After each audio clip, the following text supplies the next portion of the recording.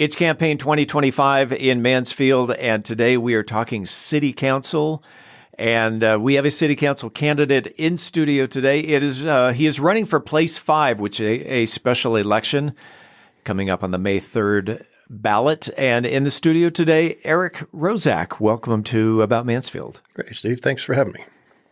Let's go ahead and start with, who is Eric Rozak and why is he running for city council? Yeah, I did a video on that already. Okay. Basically, again, my name is Eric Rozak. I'm running for City Council Place 5. Lived in this area for probably about 38 years now, in Mansfield itself for the last 24. Small business owner. My wife and I both have businesses here. Started just basically getting involved in what was going on and trying to find answers to things like historic downtown, some of the projects going on, and really wasn't getting a lot of answers and a lot of confusion. And people that have been around a while understand that things kind of get drug out. Start looking on Facebook. Everybody's talking about this and that and stuff like that, apartments, traffic. So I basically found myself a little frustrated, and I wanted to get in to find out a little bit more information, and we just couldn't. Then I did start accessing a lot of stuff, asking a lot of people, talking to a lot of people, and I was concerned. Not only for our businesses, for small business in general, friends' businesses, the same thing everyone else is worried about: apartments, traffic, infrastructure, government spending, everything that's going on. No one really knows what exactly the numbers really are. Yeah. I'm kind of a numbers guy. I've been in construction 35 years. So when people are telling me it's 30% drawn or designed, but yet you're already tearing that stuff down and spending millions to do stuff, that raises a red flag for me and concern. Sure. So that being said, we went to the state of the city and didn't really get some of those answers. And I heard a lot of that stuff, and I just had so many questions. And I really think we needed to have someone to dive into that might be considered on the outside a little bit. I'm not a politician, never really thought of it. I've thought about it, but I'm like, there's just no way. Why would I? I've never seen you in a suit. No, that's the one thing I guess I'm probably most worried about is I'll have to be dressed in a suit. I'm not a suit guy. Yeah. I'm a hands-on small business owner, blue collar type guy. Get out of the way. If you're not going to do it, I'll do it. Yeah. That's my mentality. Tell me about that time. Where were you, and what was going through your mind when you said, you know what, I'm going to do it. I'm going to become a candidate. Were you at home? Were you at work? What was going on? Well, people had been asking me if I was interested, and I was asking around, talking to people in the know. No one was really giving me a lot of direction. Yeah. And they said, follow your heart. Like, okay. And then basically I got a phone call from someone saying that someone else was going to get in the race, and I reached out, and I didn't really feel like I got the answer I wanted from that candidate. And I said, you know what? I got to do this. I got to get in there. I think I would be a better fit. It's not going to be easy, but I really think I could have a different approach and a different impact. Yeah. And offer Mansfield itself something that they might be missing right now. I've put together a list of what I call hot button topics, and I'm just going to mention one and let you roll with it. And there are several on this list, and one of them you already mentioned, so I might as well start with that one. Apartments. Oh, fun. Hot button for sure. A lot of, I guess, confusion out there on it. A lot of people saying previous council approved a lot of it. This council approved a lot of it. Everything's zoned a certain way. They can't override it. They can't change the zoning. There's things that can be done that I've also learned in speaking and talking and understanding the process. Having a bunch more apartments built in Mansfield is problematic simply because we're not ready for it. The infrastructure's not there. Schools are getting overcrowded. The roads aren't there. I mean, gosh, we're short fire station. I mean, there's a lot of stuff that needs to be addressed before we really just start cranking apartments. Yes, you get property taxes, but my biggest concern is what does the city end up giving away to these developers in order to get some property tax? And you're not getting property tax on each unit. You get property tax on the building. So it doesn't matter if they're full or not. Those people are going to come in and hopefully spend sales tax. So that's where you want to get it. But the price of apartments are extremely expensive because anything they build now is supposed to be nice. Right. Well, there's going to be $2,500 for one small little studio unit or a one bedroom. That's not very affordable. And we talked to a lot of people, $80,000 a year used to be really good. You can't afford an apartment in Mansfield on that salary and live pretty good.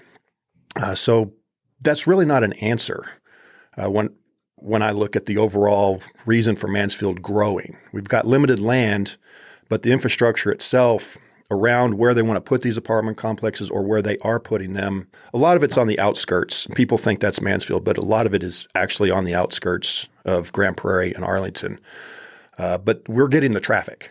Yeah, isn't it funny how they're building right up onto the Mansfield border? Yeah, and people are screaming, "No more apartments!" Yeah, when it's actually the two bordering cities that are doing that. Yeah, but we're dealing with the traffic, which is great if they're coming here to spend money in sales tax and things like that, but we're not getting the property tax benefit from it.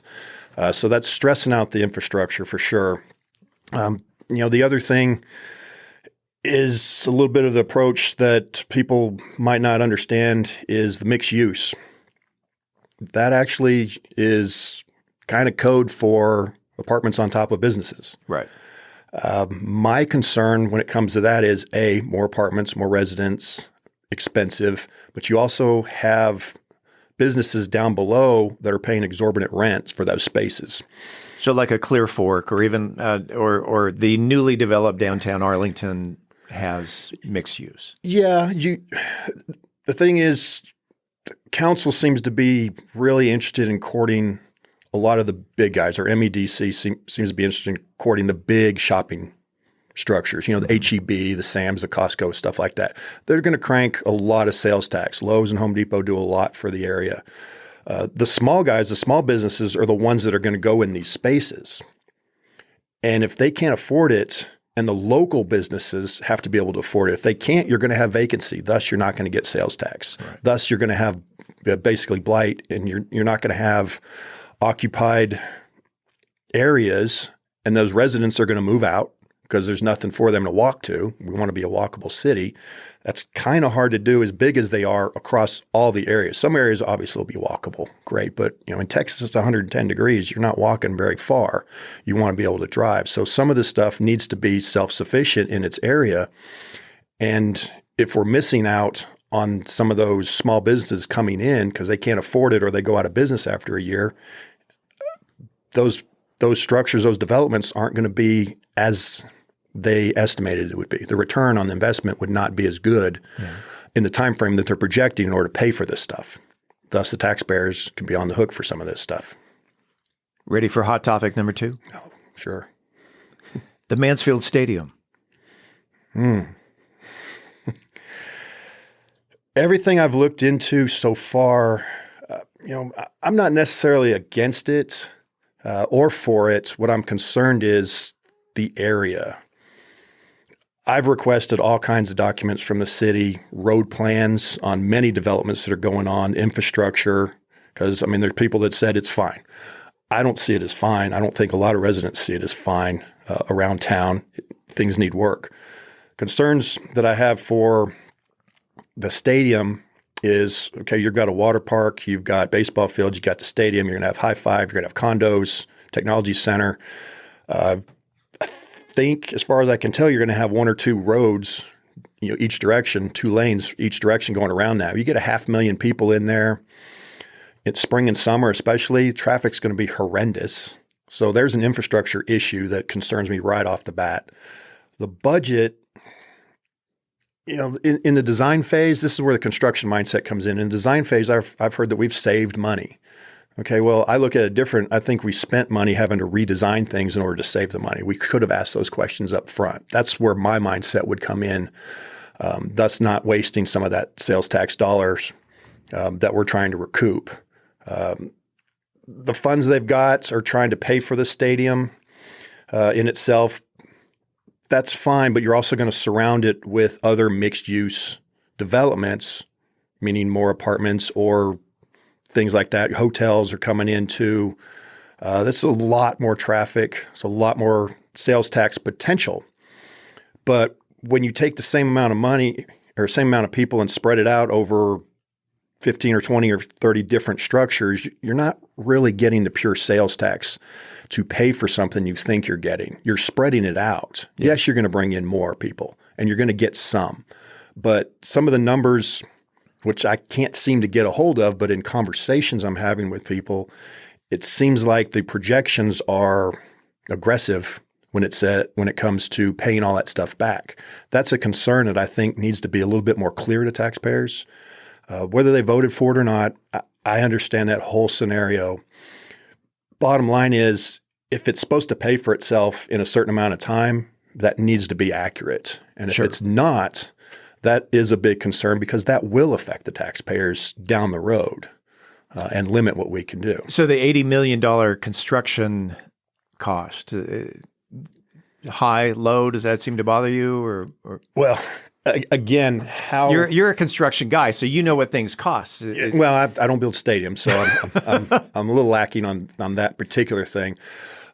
But what I saw from some of the council meetings that I went to, where they were projecting supplements, extras, they left some stuff out. I have a different approach with that. So you left it out, okay, fine, you can put it in at your cost, but you're not paying overhead and profit on it. We're not going to pay that. Redesigning, say, the foundation, yes, we save taxpayer monies on the budget, but that budget should have been set in the beginning. So I don't look at it as a savings. I look at it as, well, we missed it. Yeah. And that may not be a popular opinion, but again, that's how I look at it. And the way that some of the stuff might be getting planned out, I've been in construction 35 years. So when I build a house, I don't start building it when I'm 30 or 40 or 50% drawn and it's 100%, it's ready to go. Right. So you can have a change order, sure, but you shouldn't have redesigns when you're already doing it. That goes for historic downtown district too, especially. That's been a hot topic for years and years. Well, it's funny you should say that because on my list of hot topics, it's number one. So it's we're getting there. Okay, we'll come back to that. So hold your thoughts on downtown. Okay. Are you done with the stadium? Again, I've requested a lot of information so I can dive into that myself as far as the structure and everything going on, the plans, what's actually been approved, what are we actually paying for? And I have yet to get that. It's been more than 10 days. So I'm a little in the dark when it comes to some of the very specifics of that. Everyone's got opinions. Yeah. Should the taxpayers just be dropping $80 million without answers? No. Can we get those answers? Is what's been projected supposed to work? Is it going to work?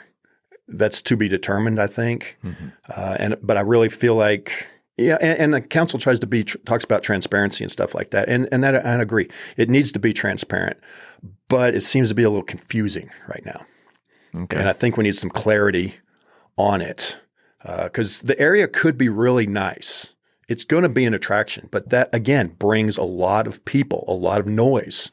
One of the concerns I had was there a noise study in that area? What about those people that live over there? That's going to be, spring and summer is going to be loud. And if no one's even thought of that, it's not just about sales tax. If we're chasing property and sales tax constantly, the residents are going to suffer.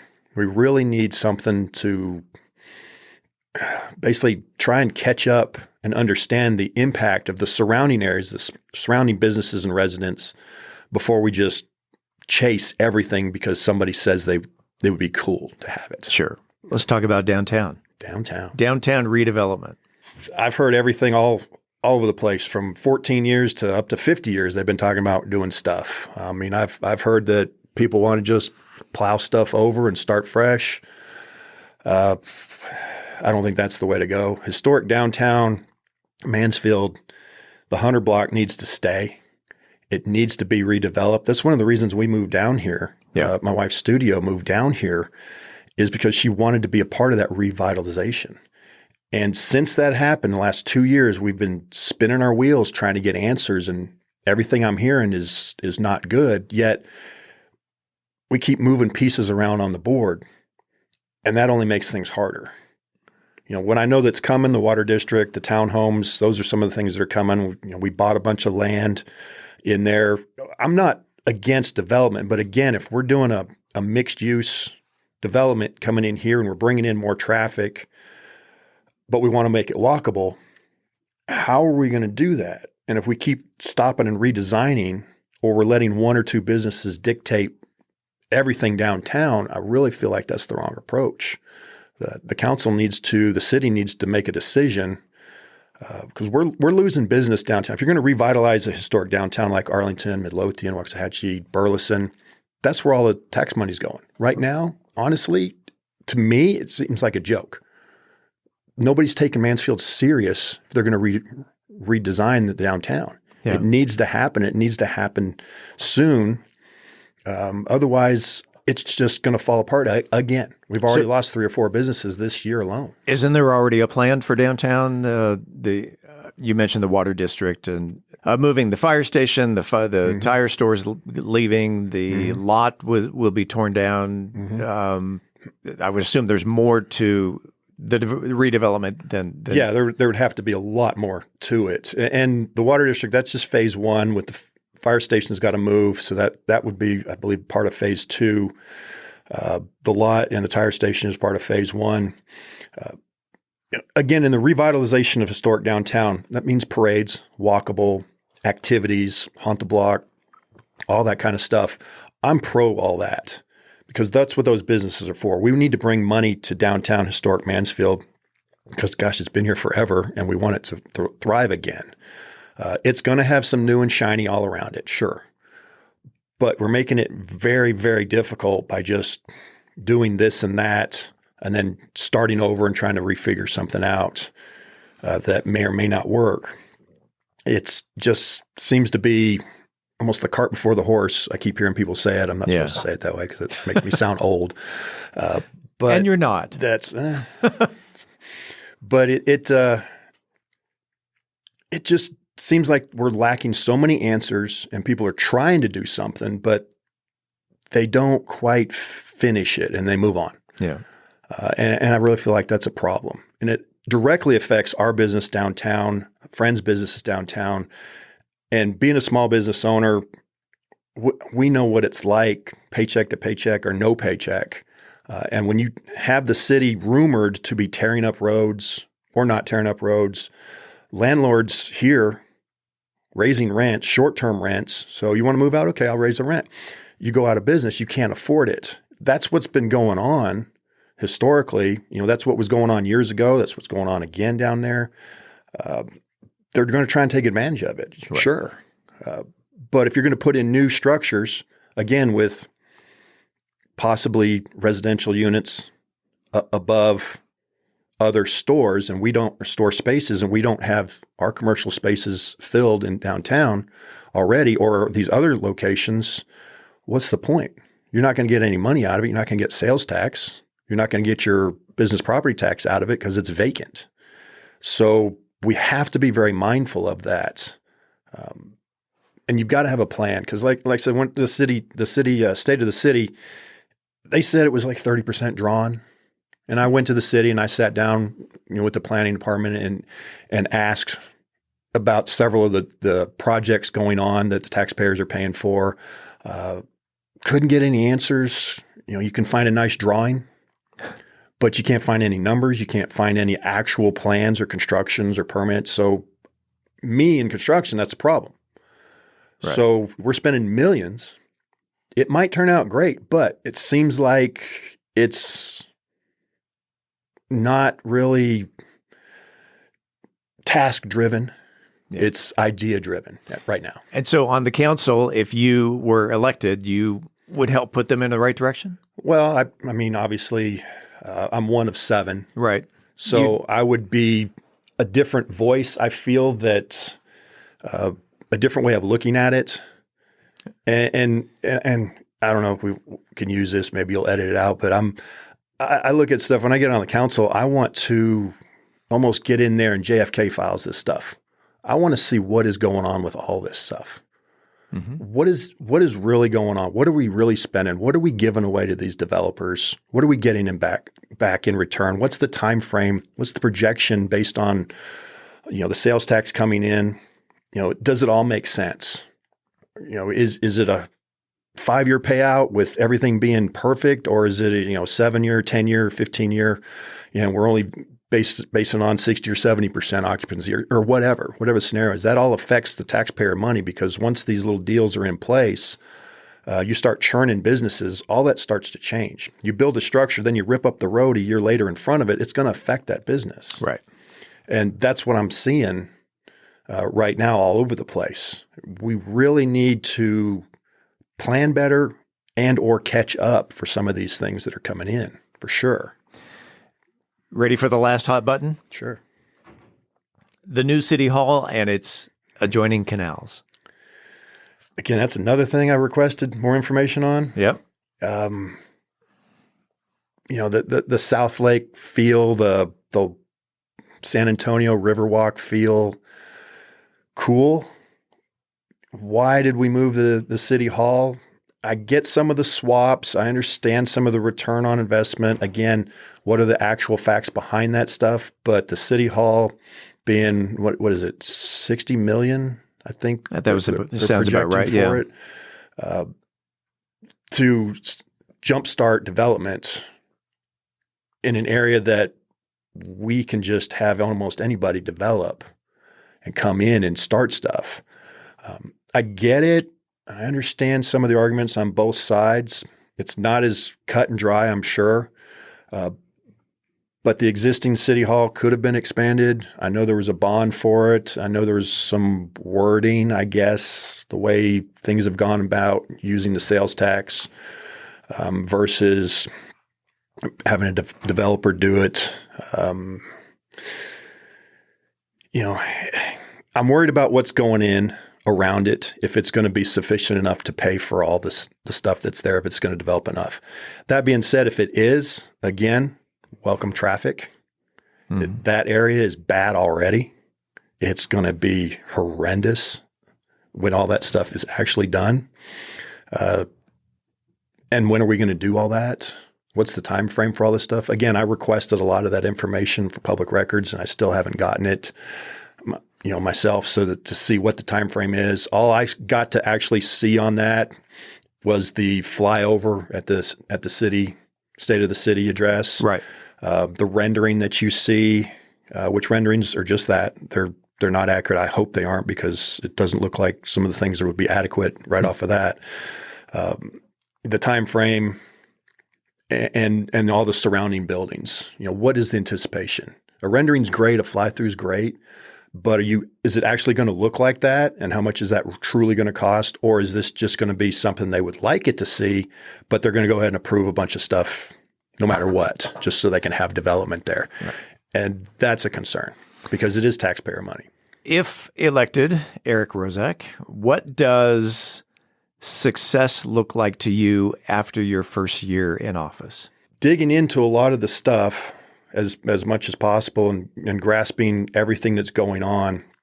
I mean, you move at the speed of the city. 1 or 2. This is a special election, so there's only 2 years on this term, and things take 2, 3, 4 years to develop. What I would like to see as a success for my term is getting to the bottom of a lot of these questions for people. As things move forward, can I put a stamp of a different approach to any of these projects moving forward? My hope is that I make a difference by having a different mindset, different way of seeing things that would steer the construction and the residents to more of a happier outcome with what's going on. One of the first things, all that other stuff aside, some of the first things that I'm concerned about, we got a great new new police station. Mm-hmm. they deserve it. But I do know from fact that we are lacking severely in the fire department. And if we're going to build a 15-story hotel, we don't have the trucks or the people to handle that stuff. We're already short. We're moving a fire station, but really we should be building Station 6 by now. I've talked to some firemen, and they tell me they're understaffed and stuff like that. So that's more of a pressing concern than a lot of these other projects out there. But they all need to be addressed. So after a year on the council, I would really like to have a strong focus and understanding, as well as the residents have the same understanding of what their cost is and what's happening moving forward and what else are we trying to bring in. And if we are bringing in some of those things, those stores and those businesses that Mansfield wants, the residents want, are we going to be prepared for them when they get here? Let's talk about priorities. Your top 5 priorities in order. Your highest priority topic all the way down to 5. So, what would be your number 1, and go from there down to 5? Well, they're all probably pretty tight, and obviously it takes money to do any of this stuff. Being a little bit on the outside, I don't run with a lot of the in-crowd guys that all know each other. That's another reason I'm running, because I feel like I'm a little bit on the outside, more of a resident, small business owner, blue-collar person trying to figure this out. So we've got 80-something thousand people thinking the same thing. Mm-hmm. There's only a few people that really know, in theory, what's going on. So I would want to be one of those people that understands the infrastructure. And of course, that means what's going on with the stadium, Geyer Commons, historic downtown, those projects. That's tough, because that's taxpayer money that's getting spent. We need to know about that really fast and how that actually is supposed to play out. Infrastructure obviously is more than just roads and streetlight timing. Fire station. Our police have gotten taken care of pretty good, but they might still need more. But our fire department is going to be lacking severely in the next few years. They already are, but if we keep blowing and going like we're doing now with some of these projects going on, there's no way they can catch up if we don't start now. Right. You're talking about hiring dozens of people. You can't just do that in 2 or 3 months and go, okay, cool, we got a new station, let's staff it and roll. It's going to take some more than that. And of course, it's going to take money. Small businesses need to have something. If the city's going to come in and disrupt their business, I feel that it's on the city's dime, or it's their responsibility to help that small business and not just say, sorry, you're out of business. That's one of the things I want to work with the MEDC and the council. See what's legal, what we can or can't do. Because I know it's been said that there's programs for businesses downtown, small businesses. There really isn't. When you dive into it, because I've had to tell people kind of where to find stuff. It's not that easy. If you don't have a long-term lease, you can't do anything. So I really want to try and help small businesses, because if we're building all these structures, the small businesses are going to go in them. And if we put them out of business by tearing up the road the next year, what's the point? Exactly. So, those are probably I guess that's 3. Gosh, 5. You really have to see what's going on in the city overall, because, the parks are doing great. So, really that could be something we want to keep going, making it more walkable. But the park department is doing really good. It's a beautiful city to walk in, and the parks are great. So I don't have a lot of complaints with that, other than, we want to have more of it when we're doing these developments. We want to make sure that we can put in wide walkways, parks, little playgrounds or something for those residents too, so they can be close to everything with all the kids. And I know that the school district's a little separate, but we want to make sure that we're able to support the school district in whatever way we can. Obviously, with taxes and developments and stuff like that, we got to make sure they've got land to put a school in. When we're making these land deals, we got to have a place to put a school. We got to have a place to put a fire department. Right. Let's talk about those kids. What would be the strategy for engaging the next generation of leaders to come in? Because what's happening now, and it's been happening for generations, is you go to school in Mansfield, you graduate from high school, you go off to another city to college. How do we keep them in Mansfield? How do we get them back to Mansfield after they've graduated college to be the next generation of leaders? Well, a lot of what is being addressed now that I see, I mean, the technology center, the hubs, we're trying to court corporate headquarters. That's a good idea, but how much are we sacrificing is the answer that needs to be looked into. What is it costing us to bring these corporate headquarters, these high-paid tech jobs here, so that when our kids do graduate and they come back, if they're in any of these fields, they have a place they can work close to home.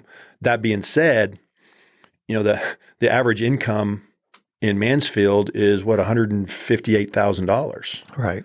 I don't make that, so I'm below average.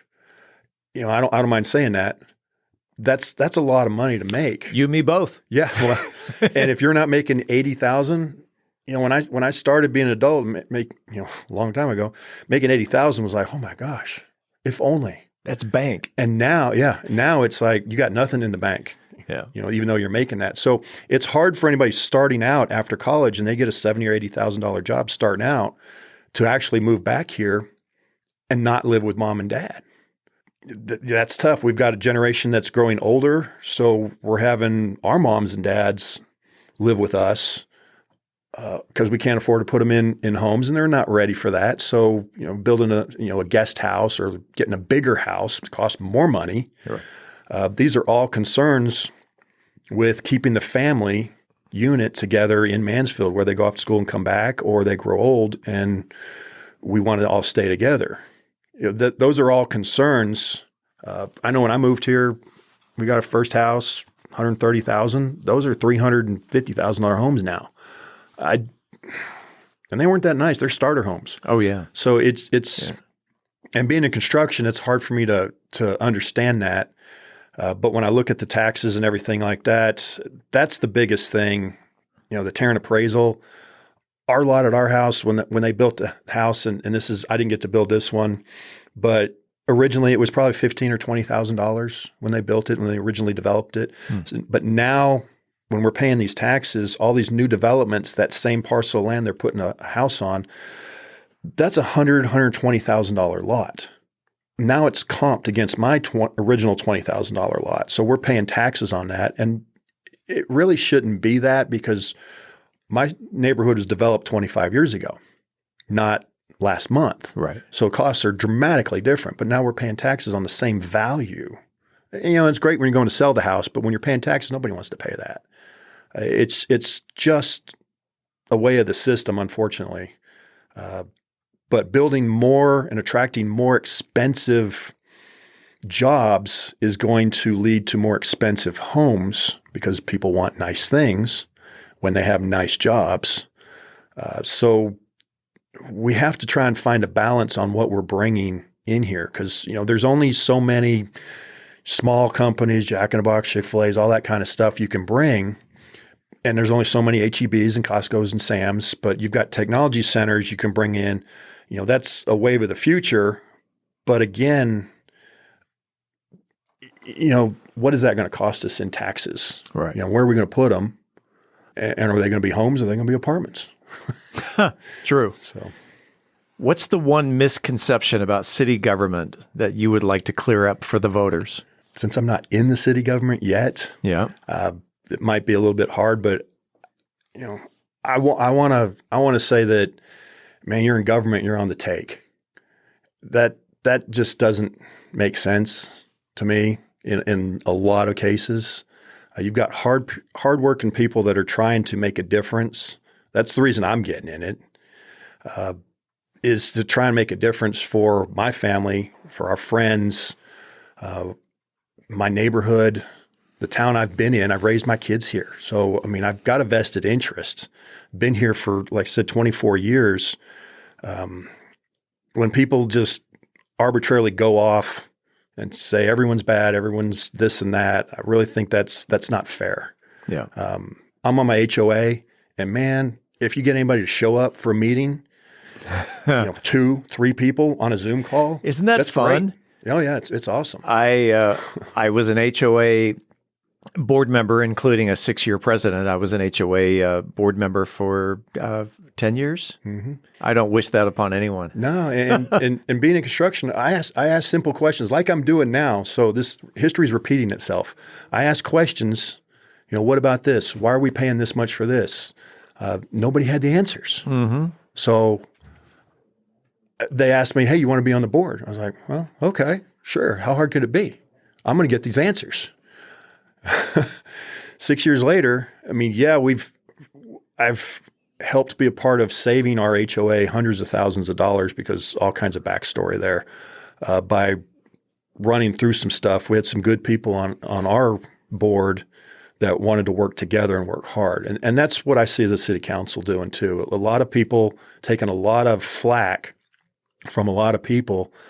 But the bottom line is they're really trying to do the best thing they can with what they got for the city. That's the true goal. Yeah.